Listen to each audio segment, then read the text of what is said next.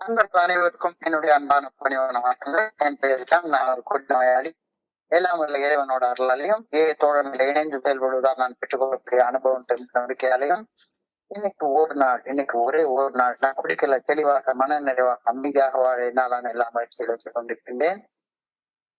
நண்பர் தேவா குறிப்பிட்டது போல இன்னைக்கு 24 hours a day, 24 மணிப்புள்ளிகள் ஒரு நாள் அப்படின்ற புத்தகத்துல ஒவ்வொரு நாளும் ஒரு பக்கத்தை எடுத்து வாசிச்சு விளக்கம் பார்த்து கலந்தாய்வு செய்த அந்த முயற்சியில இன்னைக்கு நாம ஜனவரி மாதம் 28வது பக்கத்தை அடைஞ்சிருக்கிறோம்.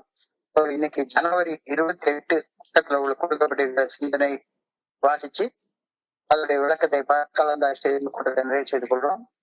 அந்த பக்கத்துல உள்ள சிந்தனையை வாசிக்குமாறு நண்பர் தேவா அவர்களை பணியோட கேட்டுக்கொள்றேன். தேவா, ஜனவரி 28. ஜனவரி 28 தோழமையின் இன்றைய சிந்தனை. நேற்று குடித்ததால் உருவான போதையின் எச்சம் இன்று அதிகாலையில் நமக்கு தரும் அயற்சி என்ற ஒரு பெரிய சுமையாய் இருந்தது.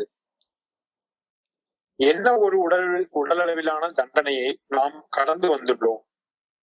சால முடியாத தலைவலி, பிடிக்கும் நரம்புகள், ஆட்டம், நடுக்கம், குளிர்ந்த மற்றும் சூடான வியர்வை தோழமையில் வந்து இணைந்த பின் போதையின் எச்சம் தந்த பயங்கரமான அயற்சி நம்மை விட்டு அகன்று போகின்றது. குற்ற உணர்வு என்ற ஒரு தாழ முடியாத சுமையை நம் தோள் மேல் சுமந்திருக்கிறோம். என்ன ஒரு பயங்கரமான மன அளவிலான தண்டனையை நாம் கடந்து வந்துள்ளோம். நாம் செய்த காரியங்களுக்காக எவ்வாறெல்லாம் வெட்கப்பட்டுள்ளோம். பிறர் நம்மை பற்றி என்ன நினைப்பார்களோ என பயந்து அவர்களை நேருக்கு நேர் சந்திப்பதை தவிர்த்துள்ளோம். குடித்துவிட்டு செய்த காரியங்களின் விளைவுகளை எண்ணி பயந்துள்ளோம். எவ்வளவு பயங்கரமான அச்சுறுத்தும் அடிகள் நம்மை தாக்கின. தோழமையில் வந்து இணைந்த பின்னர் குற்ற உணர்வு தந்த சுமைகளை நாம் கீழே இறக்கி வைத்தோம். குடிபோதையின் எச்சம், மறுநாள் தரும் அயர் மற்றும் குற்ற உணர்வு தரும் அயற்சி ஆகியவற்றிலிருந்து நான் விடுபட்டு விட்டேனா? இன்றைக்கான தியானம். ஆன்மாவிற்குரிய வழிகளை நாம் நாடுகின்றோம் என்றால் முன் நாம் உலக பிரகாரமான வாழ்வை முற்றிலுமாக திருப்புகின்றோம் என்று பொருளாகின்றது. திருப்புதல் நம்மை அமைதிக்கும் மகிழ்ச்சிக்கும் நம்மை இட்டு செல்கின்றது. மனம் வருந்தி உழைப்பது அமைதி தானே. இந்த உலகம் நமக்கு அளித்த பரிசு இளைப்பாறுதலும் மகிழ்ச்சியுமா, அல்லது வெறும் சாம்பலை நம் வாயில் இவ்வுலகம் துணித்துள்ளதா?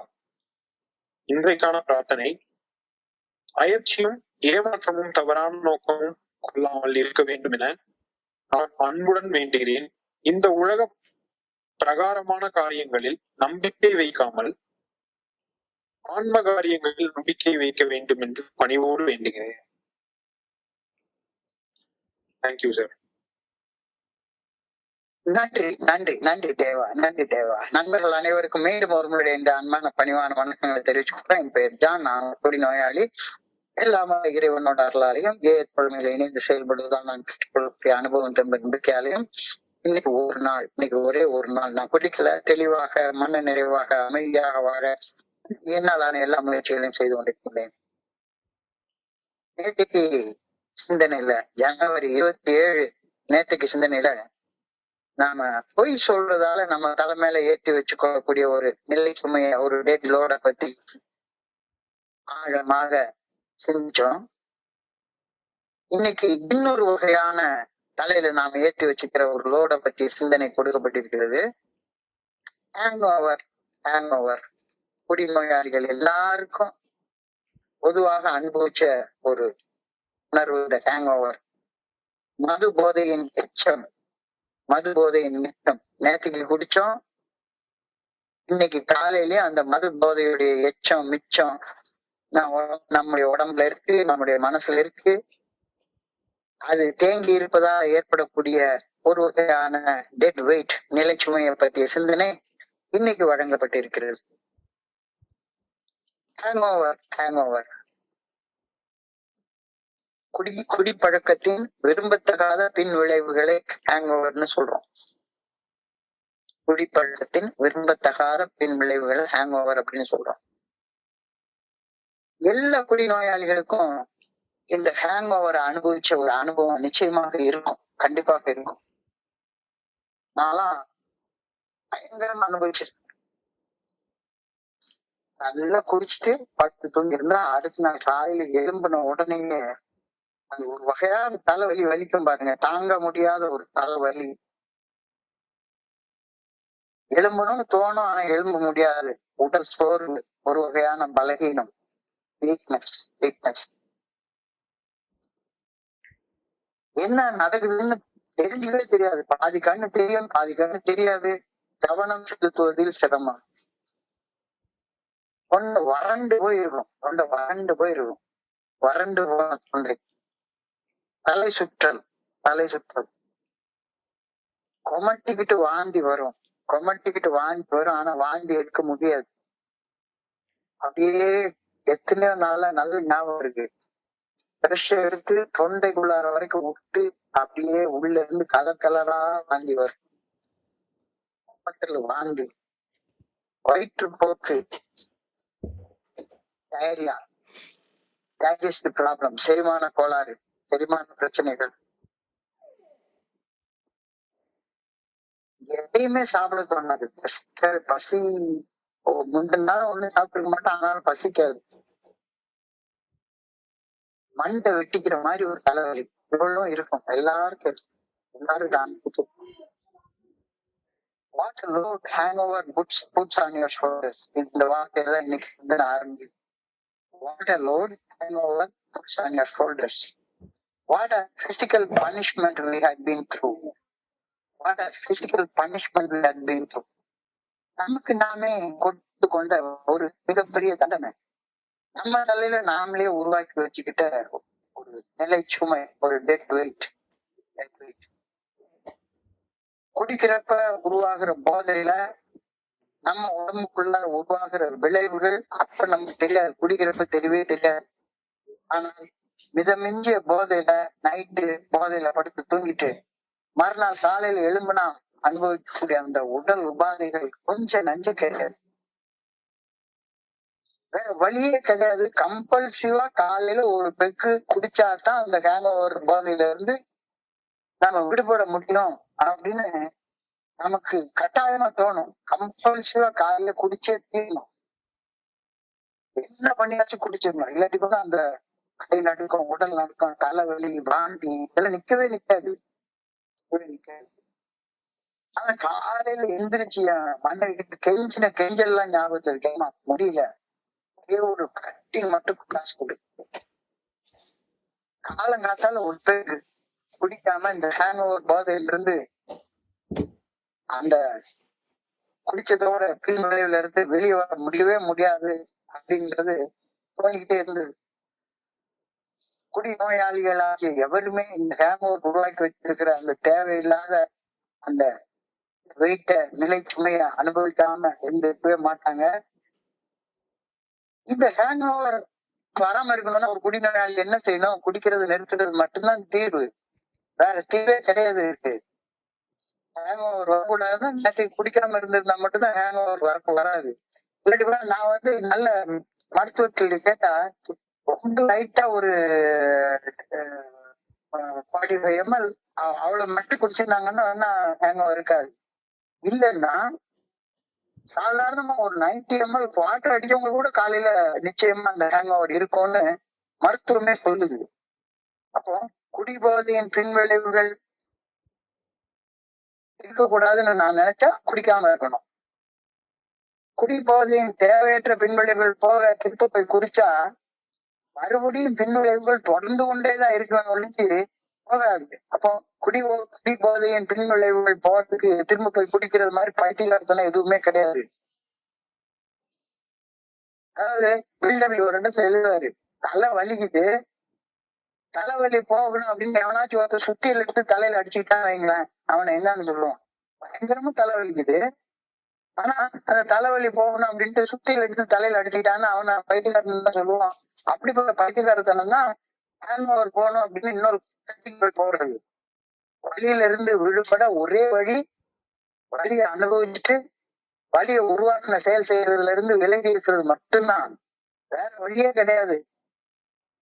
The only way to get rid of pain, the only way to get rid of pain is to undergo that pain and stop using the substance which caused that pain. வலியை எது உருவாக்குச்சதோ அத திரும்ப செய்யறதை நிறுத்திட்டு வலியை அனுபவிச்சு இந்த நேரத்துல அந்த வலி போயிடும். ஹேங் ஓவர் எவ்வளவு நேரம் நிலையா நிக்க போகுது, கொஞ்ச நேரத்துல போயிடும். ஆனா ஹேங் ஓவர் போகணும் அப்படின்னு சொல்லிட்டு நம்ம திரும்ப குடிக்கிறது தலை வலி சுத்திகள் எடுத்து தலையில அடிச்சுக்கிறதுக்கு சமமான பைத்தியக்காரத்தனம். So when we come to AA and stop drinking, the terrible load of physical hangover falls off from our shoulders. சிம்பிளா முடிச்சுட்டு நாம ஏஏல வந்து குடிக்கிறத நிறுத்தின உடனே உடல் அளவிலான ஹேங் ஓவர் நம்ம கிட்ட இருந்து போயிடும். That's okay. உடம்பு அளவுல குடிக்கிறத நிறுத்திட்டா உடம்பு அளவுல அனுபவிக்கிற ஹேங் ஓவர் நம்ம கிட்ட இருந்து போயிடும். ஆனா இன்னொரு வகையான ஹேங் ஓவர் இருக்கு, ரொம்ப மோசமான ஹேங் ஓவர். அந்த ஹேங் ஓவருக்கு பேர் வந்து இமோஷனல் ஹேங் ஓவர்னு சொல்றாங்க. இமோஷனல் ஹேங் ஓவர் மனசுல அனுபவிக்கக்கூடிய அந்த உணர்வுகளின் மிச்சம், உணர்வுகளின் எச்சம் மீண்டும் மீண்டும் மனசுல தலை தூக்குறப்ப உருவாகக்கூடிய வலி, ஒரு வகையான அந்த ரிசன்மெண்ட், அந்த ரிமோர்ஸ், அந்த குற்ற உணர்ச்சி. What a load remorse put on your shoulders. இது அடுத்த வரி. What a load remorse puts on your shoulders. Remorse என்றால் குற்ற உணர்ச்சி, வருத்தம், ஆழமான வருத்தம். ஐயோ செஞ்சுட்டேனே, that terrible mental punishment we have been through.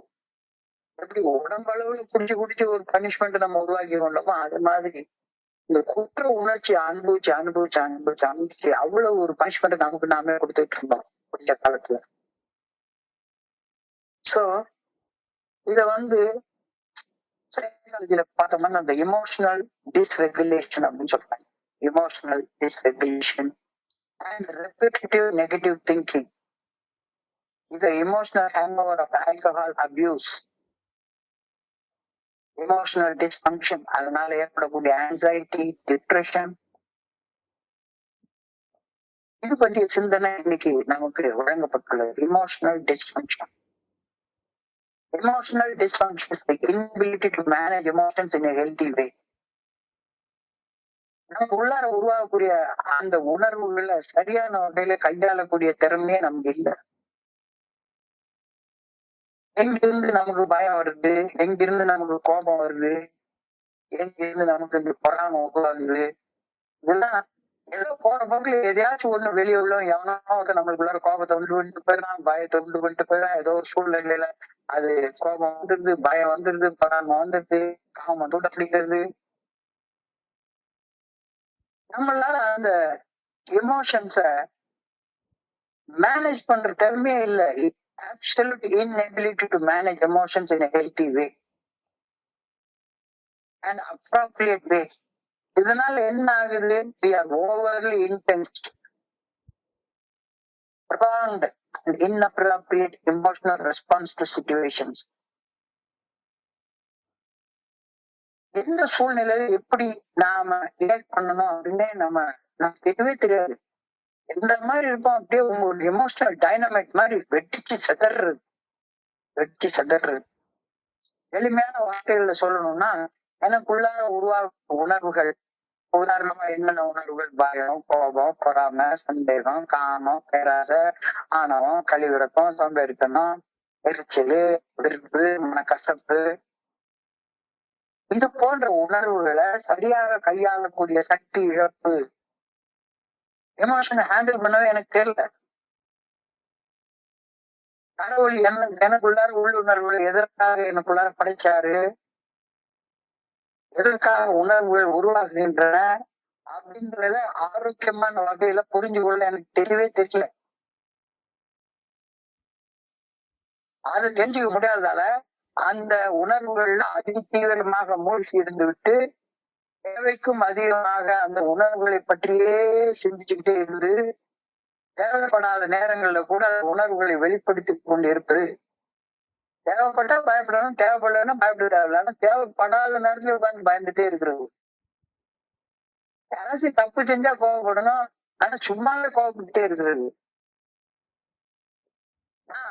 என்னுடைய ஃப்ரெண்டு ஒரு அழகான கார் வாங்கியிருக்கான், நானும் அந்த கார் வாங்கணும் அப்படின்ற ஒரு செயல் ஊக்கத்துக்காக, ஒரு இன்ஸ்பிரேஷனுக்காக உருவாக்கக்கூடிய உணர்வுல என்கிட்ட கார் இருக்கு, ஆனா அவன் காரோட என் கார் சின்ன கார் அப்படின்னு நினைச்சுக்கிட்டு அவன் வீடோட என் வீடு சின்னப்பட்ட வீடு அப்படின்னு பொறாமப்பட்டுட்டே இருக்கிறது.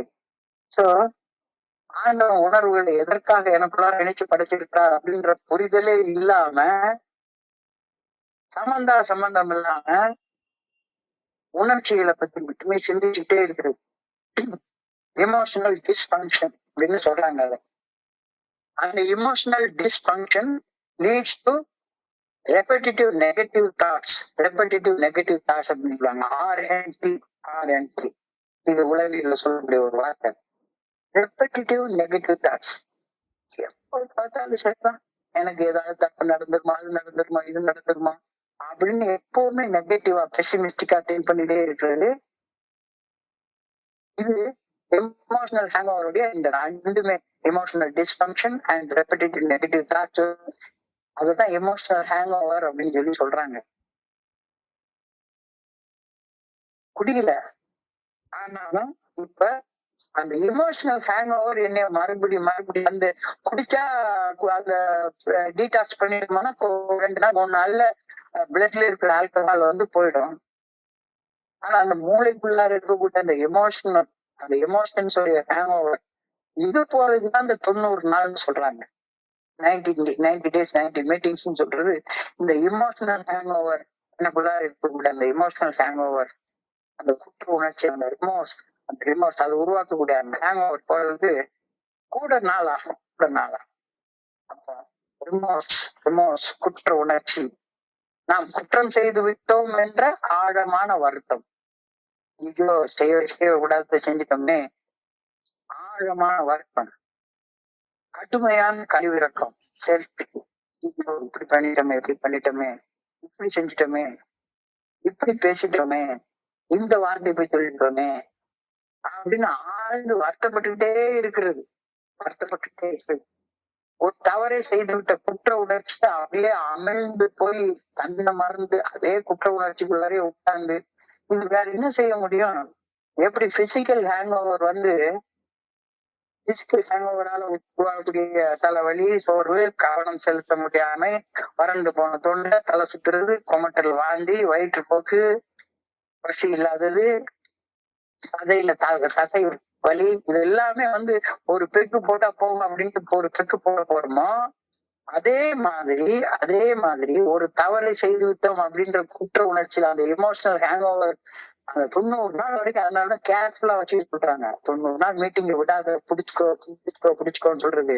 இந்த 90 நாளைக்கு அந்த எமோஷனல் ஹேங் ஓவர், ஐயோ உலகில தொலைச்சிட்டோமே, போயிடுச்சு, எவ்வளவு காலம் போயிடுச்சு, வீணா போயிடுச்சு, இவ்வளவு பணத்தை தொலைச்சிட்டோமே, இவ்வளவு நேரத்தை தொலைச்சிட்டோமே, இவ்வளவு ஆற்றலை தொலைச்சிட்டோமே, இந்த நோயை உருவாக்கி வச்சுக்கிட்டோமே, கொண்டாடி போயிட்டாலே, வேலை போயிடுச்சு, ஐயோ அப்படின்ற அந்த குற்றம் செய்து விட்டு அந்த குற்ற உணர்ச்சி, அந்த ரிமோர்ஸ் மறுபடியும் நம்மளை குடிக்க கொண்டே விட்டுரும். மறுபடியும் குடிக்க விட்டுரும். மனசாட்சியுடைய குத்தல், மனசாட்சியுடைய ஊட்டல், அது உள்ளம் நொந்து போதல், உள்ளம் நைந்து போதல் அப்படின்னாங்க. நொந்து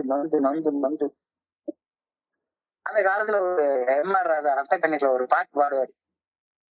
குற்றம் புரிந்தவன் வாழ்க்கையில் நிம்மதி கொள்வது என்பது ஏது, முடியாது. ஆம், வாழ்க்கையில் குற்றங்களை புரிந்த எனக்கு நிம்மதி ஏது, கிடையாது அப்படின்னு சொல்லி ரொம்ப ஃபேமான பாட்டு. கொண்டவளை திறந்தேன், கண்டவள் பின் சென்றேன், கட்டுடலை இழந்தேன் என்று கண்களையும் இழந்தேன், வாழ்க்கையில் எனக்கு நிம்மதி என்பது ஏது, முடியாது. சோ இந்த மாதிரி அதே நினைப்பு உட்கார்ந்து பேசுறதுல சாவடிச்சு அந்த ரிமோர்ஸ் இந்த ரிமோர்ஸ் என்ன கம்ப்ளீட்டா சாவடிச்சிடும்.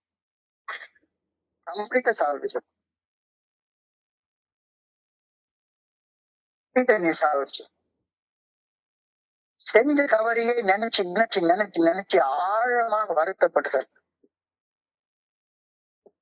ரொம்ப ஓவரா வருத்தப்படுறது நம்மள திருப்பியும் தலைக்கு மேல ஒரு பெரிய லோடா மாறி என்னை மறுபடியும் குடிக்கு கொண்டு சேர்த்துரும். இன்னொரு தமிழ் பாட்டு, வஞ்சகனின் உடம்பெல்லாம் பாதம் வர வேண்டாமோ, வாய் நிறைந்த பொய்யனுக்கு சூழம் வர வேண்டாமோ, கையெழுகி காலை காரி துப்ப வேண்டாமோ, காதகனை கண்டு மக்கள் காரி துப்ப வேண்டாமோ அப்படின்னு ஒருத்தர் தன்னைத்தானே நினைச்சு பாட்டு பாடினான். ஐயோ, நான் இதை செஞ்சுட்டேனே, இதை செஞ்சுட்டேனே, இதை செஞ்சுட்டேனே. குற்ற உணர்ச்சி அவ்வளவு பெரிய டெட் வெயிட்ட உன் தலைக்குள்ள உருவாக்கி வச்சிடும். குற்றம் புரிந்த மனதினுடைய தலையில இந்த வெயிட் வந்து உருவாக்கி, கண்டிப்பா உருவாக்கும். Ashamed of things you have said and afraid to face people because what they might think of you. அது வந்து என்ன மோசமா பண்ணிட்டேனே, இந்த வேலைக்கு போக முடியுமா, எவ்வளவு சம்பளம் வாங்கிட்டு இருந்தேன், என் கீழே உள்ளவங்க எனக்கு மேனேஜரா போயிட்டான், என்னால இங்க போக முடியுமா. Ashamed of the things you have said or done, afraid to face people because of what they might think of you. Physical hangover விட பல மடங்கு மோசமானது இந்த எமோஷனல் ஹேங்ஓவர். பிசிக்கல் ஹேங்ஓவர் குடிச்சா போயிடணும் தோன்றது போல இந்த ஆழமான குற்ற உணர்ச்சி உருவாக்கக்கூடிய வருத்தம் ஒரு ஸ்டேஜ் குடிச்சா தேவையில்ல, குடிச்சா இந்த குற்ற உணர்வு போயிடும், அது குடிச்சா செட்டாச்சும் போயிடுவோமே அப்படின்ட்டு போய் குடிப்பேன்.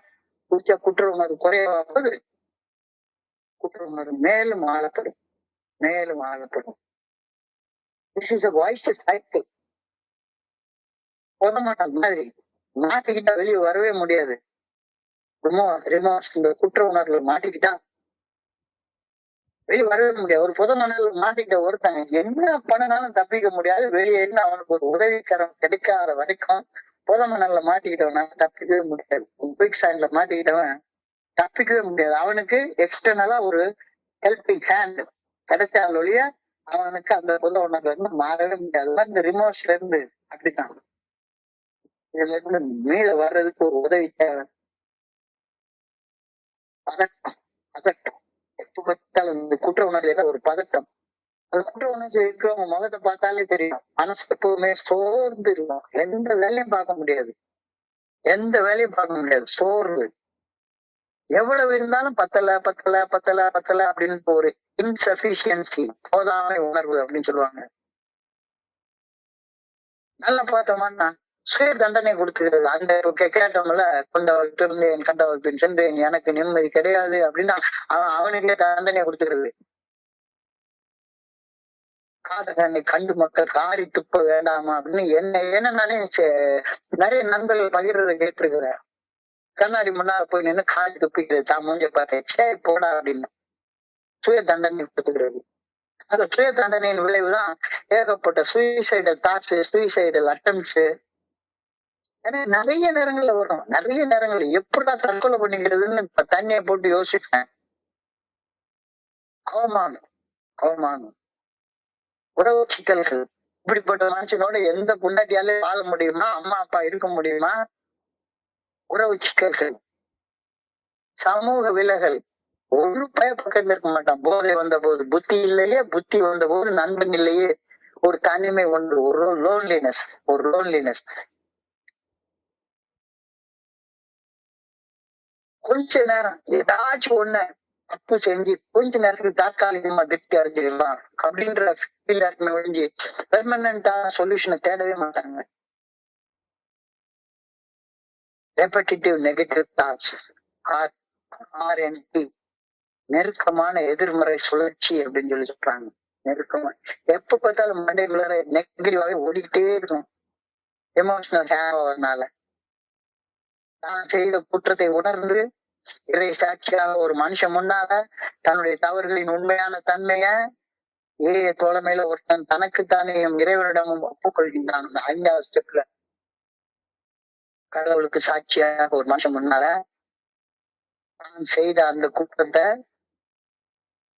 தனக்குத்தானேயும் இறைவனிடமும் மனசார ஒப்புக்கொள்றது.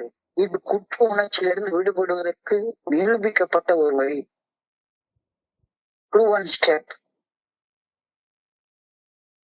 செய்த தப்பு நினைச்சுக்கிட்டே இருந்தா தரமட்டமா ஆயிரும். கண்டிப்பா செய்த தப்பு நினைச்சுக்கிட்டே இருந்தா ஒரு நாள் இல்லாட்ட ஒரு நாளைக்கு தரமட்டத்துக்கு ராக் பாரத்துக்கு கொண்டு வந்து விட்டுரும்.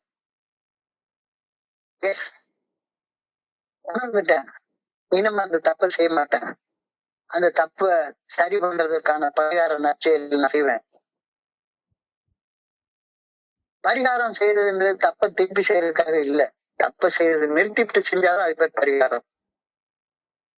சோ செய்த குற்றங்களை நினைத்து கொண்டே இருந்துட்டு இருந்தா அடிமட்டத்துக்கு தரமட்டமா மாறி போயிடுவேன். ஏது ஓடு, நதி போல ஓடிக்கொண்டே இரு, நதி போல ஓடிக்கொண்டே இரு. எல்லா புகழும் இறைவன் ஒருவனே. அவர் என்னை அந்த புதமண்டல இருந்து தூக்கிட்டாரு, வெளியே எடுத்து விட்டாரு. இப்ப ஓடு, நதி போல ஓடிக்கொண்டே இரு. நின்னா அழுக்காயிருவேன்.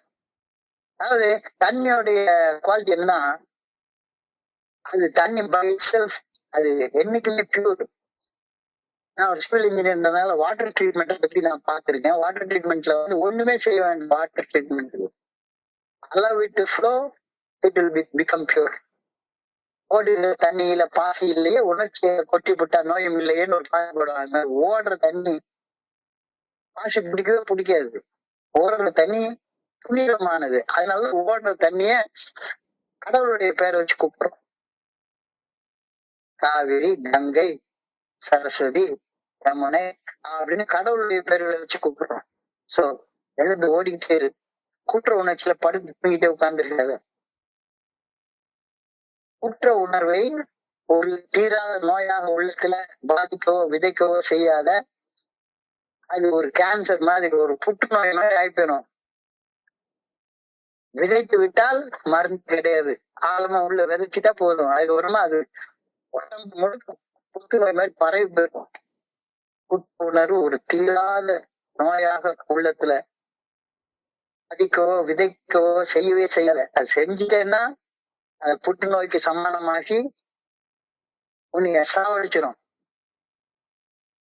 அப்புறம் அந்த புற்றுநோய்க்கு மருந்தே இல்லாம போயிடும். டெர்மினல் இல்னஸ் ஆகி போயிடும்.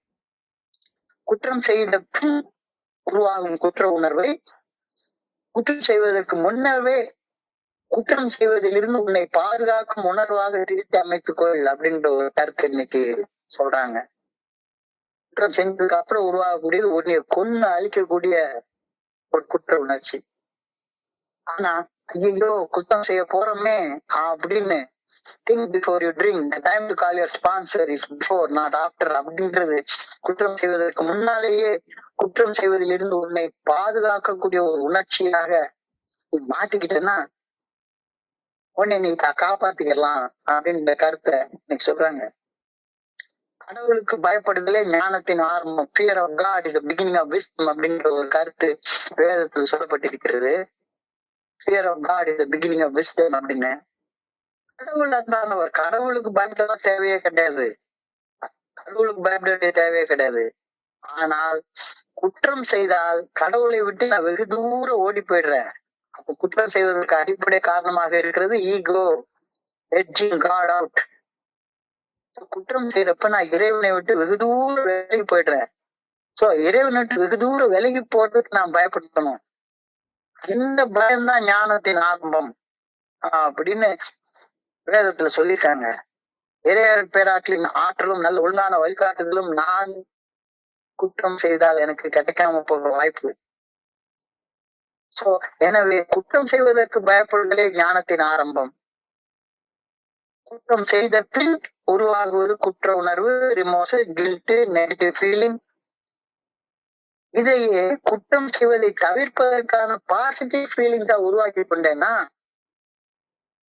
Repetitive negative thinking RNT repetitive positive திங்கிங்கா நீ மாத்திக்கிட்டேன்னா, RPT மாத்திக்கிட்டேன்னா உனக்குள்ளார அன்பு, பொறுமை, சகிப்புத்தன்மை, ஆனந்தம், சந்தோஷம், நிறைவு, ஈக்குவாலிட்டி ஆஃப் மைண்ட், உள்ள சமநிலை எல்லாம் உருவாக ஆரம்பிக்கும்.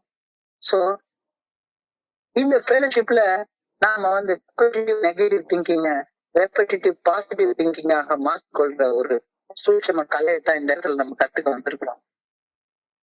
When we come to AA, that trouble, that terrible load of remorse falls out from our shoulders. இங்கேயே வந்ததுக்கு அப்புறமாக இந்த வழிமுறைகளை வாழ்க்கை முறையாக வாழ ஆரம்பித்தது அப்புறமாக அதுலயும் குறிப்பாக அந்த 5வது படிநிலை பரிந்துரைப்படி நாம செய்யப்பட்ட ஆட்சியதுக்கு அப்புறமாக the terrible load of remorse falls off from our shoulders. இன்னைக்கு சிந்தனை தான், have I got rid of those loads of hangover, physical hangover, emotional hangover, இதை என் தோல்ல இருந்து இறக்கி வச்சுட்டேன்னா, emotional dysfunction, repetitive negative thinking, இதை என் தோல்ல இருந்து இறக்கி வச்சுட்டேன்னா, இதைத்தான் இன்னைக்கு கேள்வி கேட்கிறாங்க. இறக்கி வச்சுட்டேன்னா வைக்கலையா, இல்ல இன்னும் ஸ்டில் எனக்கு கில்ட் இருக்கா, அந்த எமோஷனல் ஹேங் ஓவர் இருக்கா? சோ இன்னைக்கு தியானம் அடுத்து தொடர்ந்து சிந்தனையை தொடர்ந்து தியானம் கொடுக்கப்படுது. சிந்தனை இன்னைக்கு நான் என்னுடைய emotional hangover, physical hangover, emotional dysfunction, repetitive negative thoughts இறக்கி வச்சுட்டு மனசளவுல ரெப்படிட்டிவ் பாசிட்டிவ் தாட்ஸ் நான் விதைக்க ஆரம்பிச்சுன்னா என்ன பதில் சொல்லு அப்படின்னு கேட்டுட்டு தொடர்ந்து தியானத்துக்கு போற. எது உனக்கு எமோஷனல் ஹேங் ஓவர்ல இருந்து விடுதலை கொடுக்கும்? இறையருள் பேராற்றலின் நல்ல ஒழுங்கான வழிகாட்டுதலை பின்பற்றி நடப்பது என்பது குற்றம் செய்ய தூண்டும் மனதின் தீய நலங்களை பின்பற்றி நடப்பதற்கு நேர் எதிர் திசையில நடக்கிறதாகும். ரொம்ப அழகான தாட்டு. இறையருள் பேராற்றலின் நல்ல ஒழுங்கான வழிகாட்டுதலை பின்பற்றி நடப்பது. இறையருள் பேராற்றலின் நல்ல ஒழுங்கான வழிகாட்டுதல் மனசாட்சியின் மூலமாக வெளிப்படுத்தப்படுகின்றது. மனசாட்சியின் நல்ல ஒழுங்கான வழிகாட்டுதலை பின்பற்றி நடப்பது என்பது குற்றம் செய்ய தூண்டும் மனதின் தீய நாட்டங்களை பின்பற்றி நடப்பதற்கு நேர் எதிர் திசையில் நடக்கிறது. சோ மனசை பின்பற்றி நடக்கிறது குற்றம் செய்ய தூண்டுறது, மனசாட்சியை பின்பற்றி நடக்கிறது அப்படின்றது அதுக்கு நேர் எதிர் திசையில நடக்கிறது. சோ என்னுடைய மனசாட்சிக்கு பின்னால போனமே ஒழிஞ்சு நான் என்னுடைய மனசுக்கு பின்னால போனேன் அப்படின்னு சொன்னா மறுபடியும் எனக்கு அந்த இமோஷனல் ஹேங் ஓவர் வரத்தான் செய்யும். அந்த கருத்து தான் இன்னைக்கு சொல்றாரு. When you seek to follow the way of the Spirit, the way of God, it frequently means a complete reversal of the way of the world that you had previously followed.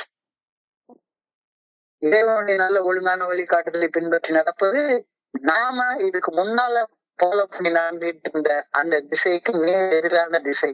அது நடக்கணும். Complete reversal of the way of the world that we have been following. ஒரு முழுமையான மாற்றம், 180 degree change, ஒரு about turn. சாட்சின்னு முழுசா திரும்பியாச்சு. So முழுசா திரும்பினதுக்கு அப்புறமாக குற்ற உணர்வு, பயம், அசிங்கம், அவமானம் இது எப்ப வரும்? மனம் போன போக்குல வாழ்ந்தா வரக்கூடிய விஷயம். கண் போன போக்குல கால் போனா, கால் போன போக்குல மனம் போனா, மனம் போன போக்குல பாட்டு செயல்பட்டு இருந்தா, பித்தம்போக்கு செவம்போக்குன்னு செயல்பட்டு இருந்தா உருவாகக்கூடியது குற்ற உணர்ச்சி, பயம், அசிங்கம், அவமானம். ஆனா அமைதி, நிம்மதி, நிறைவு, ஆனந்தம், உள்ள சமநிலை இவற்றை நோக்கி எப்ப நடக்கும்? மனசாட்சி நல்ல ஒழுங்கான வழிகாட்டுதல் மூலம் பின்பற்றி நடந்தோமானா வாழ்க்கையில் அமைதி, நிம்மதி, நிறைவு, சந்தோஷம், ஆனந்தம், ஈக்குவானிமிட்டி ஆஃப் மைண்ட், உள்ள சமநிலை இதெல்லாம் கிடைக்க ஆரம்பிக்குது. சோ மனதின் குறிக்கோளை நோக்கி பயணிப்பது என்னை மன அமைதியை நோக்கி பயணிக்க வைத்ததா? Do the aims and ambitions that a person usually strives, do they bring in peace? நான் எனக்குன்னு ஒரு கோலை செட் பண்ணிட்டேன், அந்த கோலுக்கு மட்டும்தான் நான் செயல்படுவேன் அப்படின்னா அது என்னைய அமைதிக்கு கொண்டு போய் விட்டுச்சா? அமைதியை நோக்கி பயணிக்க வச்சுதா? இந்த கருத்தை தியானிக்க சொல்றாரு. அப்போ மனசாட்சியின் நல்ல ஒழுங்கான வழிகாட்டுதலின்படி நெறிப்படுத்தப்படாவிட்டால், மனச அது போக்குல போக விட்டா அது நம்ம பாவத்தை தள்ளிவிடும். மனம் ஒரு குரங்கு, அதை தாவ விட்டால், தப்பி ஓட விட்டால் நம்மை பாவத்தை தள்ளிவிடும் அப்படின்ற ஒரு கருத்து. அதுதான் என்ன சொல்றாரு. மனசாட்சியில கட்டுப்படுத்தப்படாவிட்டால் மன அமைதியை நோக்கி பயணிக்காது. இது கேள்வி உனக்கு நீயே கேட்டு பார்த்துக்கோ. நீ உன்னுடைய எய்ம்ஸ் ஆம்பிஷன்ஸ் வச்சுக்கிற. இந்த எய்ம்ஸ் அண்ட் ஆம்பிஷன்ஸ் எல்லாம் இறைவனுடைய நல்ல ஒழுங்கான வழிகாட்டுதலுக்கு எதிராக பட்சத்துல நீ ஏங்கி தவித்த அந்த அமைதி உனக்கு கிடைச்சுதா? அமைதிக்காக தான் எல்லாம் செய்யறோம், சந்தோஷத்துக்காக தான் எல்லாம் செய்யறோம், நிம்மதிக்காக தான் எல்லாம் செய்யறோம். ஆனா அது கிடைக்கலையே, ஏன் அப்படின்னு சொல்லி கேட்டா, என்னுடைய மனசுல உள்ள ஆசைகள், அபிலாஷைகள், ஏய்ம், குறிக்கோள் எல்லாமே மனசாட்சி நல்ல ஒழுங்கான வழிகாட்டுதலுக்கு விரோதமாக இருக்கிற பட்சத்துலதான் டைரக்ஷனே மாறி போயிடுது. அந்த டைரக்ஷனை மாத்து, கட்டைய போடு, திருப்பு, 180 டிகிரி திருப்பு அப்படின்னு சொல்லி சொல்றாங்க. இந்த உலகம் அளித்த வெகுமதிகள் இதயத்தை அமைதியில் இளைப்பாற வைத்து ஆனந்தத்தை அளித்ததா? ரொம்ப அழகான கேள்வி. Do the world's awards bring heart rest and happiness? எத்தனையோ வெகுமதிகள், எவ்வளவோ பணம் சம்பாதிச்சிருக்கோம். இது எல்லாம் இதனுடைய நல்ல ஒழுங்கான வழிகாட்டுதலுக்கு எதிராக நாம சம்பாதிச்சிருக்கோம் அப்படின்னு சொன்னா, இந்த உலகம் அளித்த அந்த ரிவார்ட்ஸ், அந்த வெகுமதிகள் உன்னுடைய இதயத்துல அமைதியையும் இளைப்பாறுதலையும் ரெஸ்டையும் ஆனந்தத்தையும் கொடுத்துச்சா? Are do they turn to ashes in the mouth?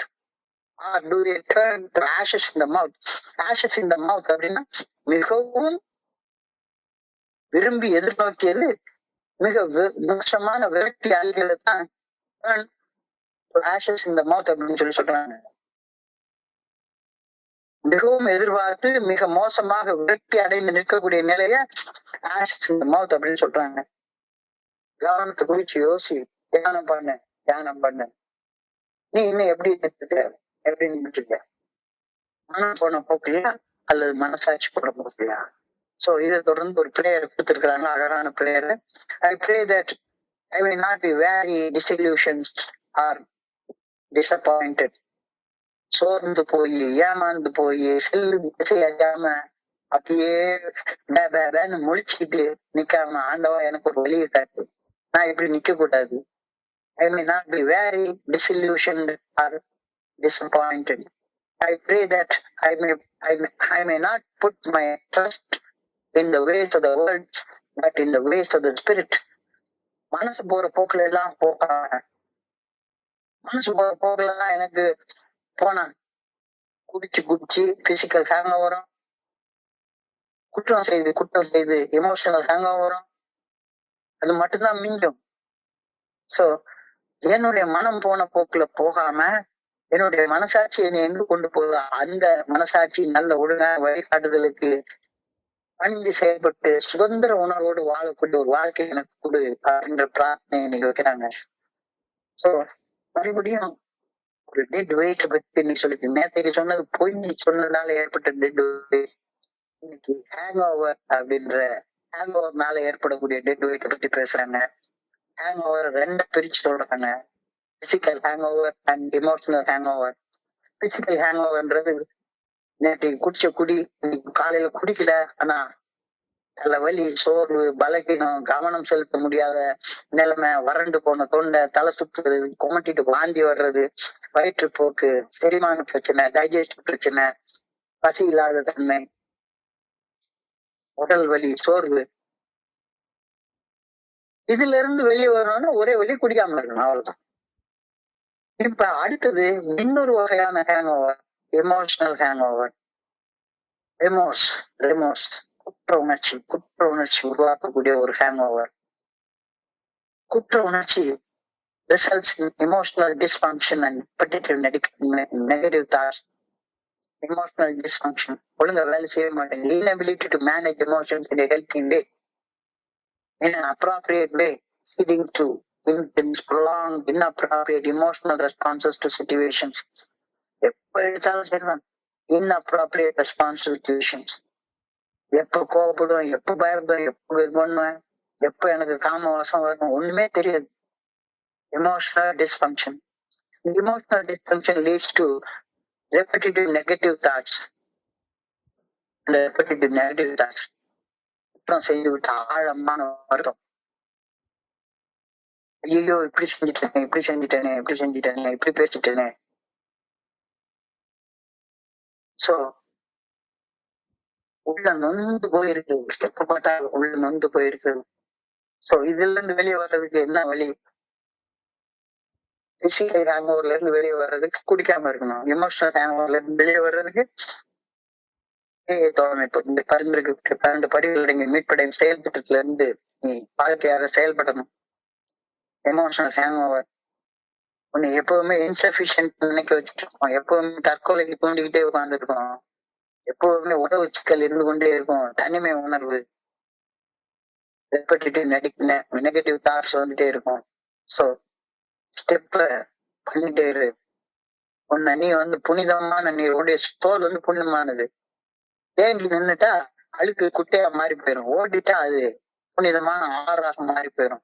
எழுந்து ஓடு, ஓடி இரு. குற்ற உணர்ச்சி வேண்டாம். அப்ப அந்த குற்ற உணர்ச்சி இப்ப fear of God is the beginning of wisdom. So fear of God காடுக்கு பயப்பட வேண்டியதில்லை, தப்பு செய்வதற்கு பயப்படுதல் ஞானமாக செயல்படுதலின் ஆரம்பம். அப்போ repetitive negative thoughts repetitive positive thoughts நீ மாத்து. குற்றம் செய்வதற்கு அப்புறமாக வரக்கூடிய உணர்ச்சிய குற்றம் செய்வதற்கு முன்னாலேயே கொண்டு வா. குற்றம் செய்யலைன்னா குற்ற உணர்ச்சி உண்டாகாது.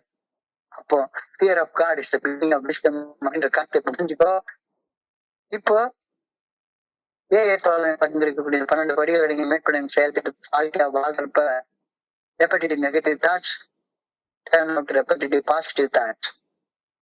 அது மாறிடுச்சா அப்படின்ற சிந்தனை மாறுறதுக்கு என்ன செய்யணும்? ஒரு தடவை கவனத்தை ஊற்றி யோசிப்பாரு. மனம் போன போக்குல வாழ்ந்தது இந்த உலகம் கொடுத்து எல்லா பெரிய பாயசம் ரிவார்டு வெகுமதி எல்லாம் எந்த இடத்துல கொண்டாந்து வச்சிருக்கு. மனசாட்சியின் நல்ல ஒழுங்கான வழிகாட்டுதலுக்கு பணிய வைக்கப்படுவதற்கு கத்துக்கிறதுதான் கல்வி. சித்திரம் கைப்பழக்கம், செந்தமிழும் நாப்பழக்கம், வைத்ததோர் கல்வியும் அவரவர் தான் மனப்பழக்கம். மனசை பழக்கப்படுத்துறது, மனசாட்சிக்கு பணிந்து செயல்பட பழக்கப்படுத்துறது தான் படிக்கிறது அப்படின்ற கருத்தை இன்னைக்கு அழகா சொல்லிட்டாங்க. இல்லைன்னா மிகவும் எதிர்பார்த்து மிக மோசமாக விரக்தி அடைந்து சோதனை நிற்கக்கூடிய நிலை. ஆஷஸ் இந்த மவுத், வாயில வேற ஒண்ணுமே நிக்காது, ஒரு சாம்பல் தான் கிடைக்கும் அப்படின்ற கருத்து சொல்லிட்டாங்க. So last prayer, I pray that I may not be very disillusioned or disappointed. சோர்ந்து போய் ஏமாந்து போய் செல்லக்கூடிய திசை அறியாது அப்படி நிக்கிற வேண்டாம். எனக்கு ஒரு நல்ல ஒழுங்கான வழிகாட்டுதலை காட்டுத்தாங்க இறைவா அப்படின்னு சொல்லி கேட்கிறேன். I pray that I may not trust the ways of the world, but in the ways of the spirit. மனம் போன போக்குல செயல்பட்டா குற்ற உணர்ச்சி இந்த சுமதான் மண்டைக்குள்ளார ஏறும்.